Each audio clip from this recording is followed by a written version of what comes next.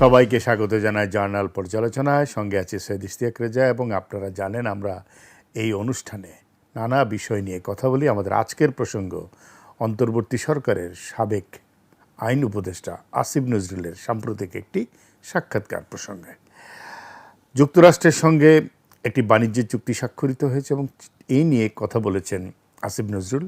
এখন আমাদের দেখতে হবে যে তিনি কি সত্য বলছেন কিনা। অন্তর্বর্তী সরকারের সাবেক আইন উপদেষ্টা অধ্যাপক আসিফ নজরুল সম্প্রতি বিবিসি বাংলাকে একটি সাক্ষাৎকার দিয়েছেন। সেখানে তিনি যা যা বলেছেন তার অনেক কথা নিয়েই এর মধ্যে বিতর্ক শুরু হয়েছে। তবে আজ আমরা কথা বলতে চাই 12 ফেব্রুয়ারিতে যে জাতীয় নির্বাচনটি হয়ে গেল, ঠিক তার 72 ঘন্টা আগে সরকার, ইউনূস সরকার অত্যন্ত তড়িঘড়ি করে, বলতে গেলে চুপিসারে মার্কিন যুক্তরাষ্ট্রের সাথে একটি চুক্তি করেছে, যা নিয়ে এখন সমালোচনার ঝড় বইছে ব্যবসায়ী মহলে, এমনকি অর্থনীতিবিদরাও এই নিয়ে নানা কথাবার্তা বলছেন। এবং বলা হচ্ছে এই চুক্তির মাধ্যমে আসলে বাংলাদেশ 1% শুল্কের বদলে পুরো বাংলাদেশ মার্কিন যুক্তরাষ্ট্রের কাছে বিশ্ব বাণিজ্যে এক প্রকার জিম্মি হয়ে গেছে। ঠিক এই প্রসঙ্গেই আসিফ নজরুলকে বিবিসি বাংলা জিজ্ঞেস করেছিল একটি প্রশ্ন।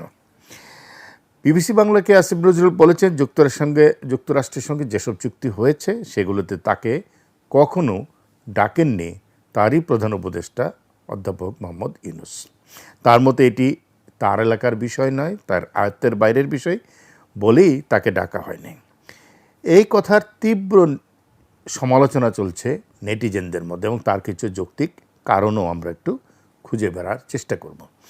তিনি খুব আত্মবিশ্বাসের সাথে বলেছেন তিনি কিছুই জানতেন না এসব বিষয়ে এবং এটা নিয়ে তিনি তার সাথে কখনোই কোনো আলাপ করা হয়নি।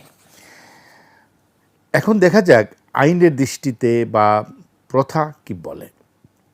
বাংলাদেশ সরকার যখন কোনো দেশের সাথে কোনো চুক্তি করে তখন তার কিছু আইন কানুন মেনে চলতে হয়। তো এটা হওয়ার কথা নয় যে খোদ আইন উপদেষ্টা অর্থাৎ যিনি আইনমন্ত্রী ছিলেন তিনি এ বিষয়ে কিছু জানবেন না। নিয়ম অনুযায়ী এরকম একটা চুক্তি আইন মন্ত্রণালয় অর্থাৎ আসিফ নজরুলের কাছেই যাওয়ার কথা। সেখান থেকে ভেটিং বা সম্মতির পরেই মন্ত্রিপরিষদে গেছে অনুমোদনের জন্য। অন্তর্বর্তী সরকারের সময় এটি ছিল উপদেষ্টা পরিষদ। খসড়া চুক্তি যেটি প্রথমে হয়েছে সেটি ক্যাবিনেটে আলোচনা হয়, ক্যাবিনেটের অনুমোদন দিলে সেটি চুক্তি আকারে প্রকাশিত হয় বা চুক্তি হয়, এটা হয়। কিন্তু ক্যাবিনেট ছাড়া চুক্তি হবে এটা ভাবার কোনো কারণ নেই, এটাই মুদ্রা কথা। অর্থাৎ উপদেষ্টা পরিষদে আলোচনা ছাড়া চুক্তি হওয়ার কোনো কারণ নেই।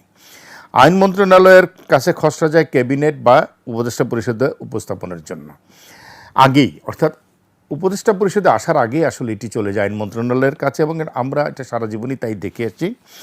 চুক্তিতে যেসব বিষয় থাকবে সে অনুযায়ী আইন মন্ত্রণালয় সরকারকে নানা পরামর্শ দিবে, তার পরামর্শ চাওয়াও হয়। ক্যাবিনেটে অর্থাৎ উপদেষ্টা পরিষদ বা মন্ত্রী পরিষদে উপস্থাপনার আগে সংক্ষিপ্ত সারসহ মন্ত্রীদের সবার কাছে পাঠানো হয়। এগুলো নিয়ম এবং এই নিয়মগুলো মানতেই হয়। তাহলে আসিফ নজরুল কী করে বললেন যে তিনি কিছুই জানতেন না? আইন উপদেষ্টা হিসেবে এই চুক্তি তারই দেখে দেওয়ার কথা।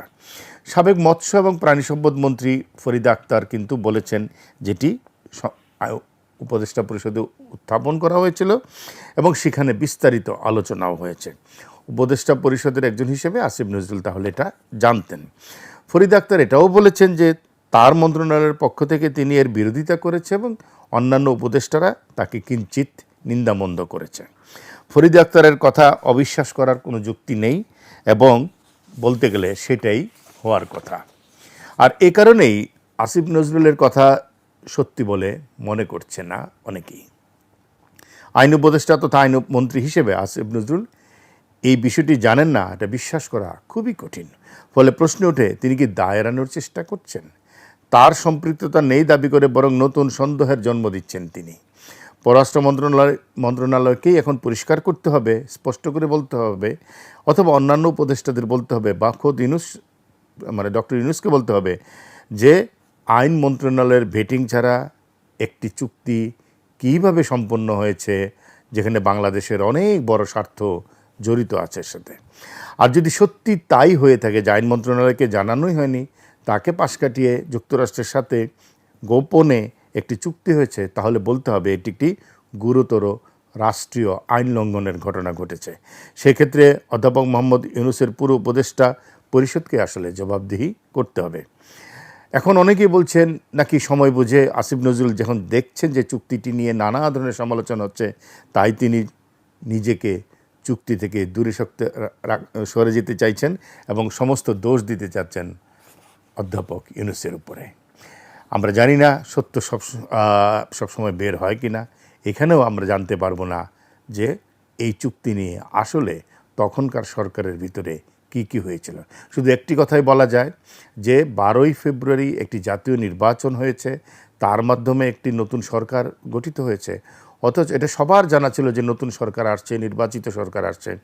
তার 72 ঘন্টা আগে কেন এরকম একটি চুক্তি করা হলো, সেই ব্যাখ্যাটা জানার অধিকার নাগরিক হিসেবে প্রত্যেকের আছে। আজ এ পর্যন্তই। সবাই ভালো থাকবেন।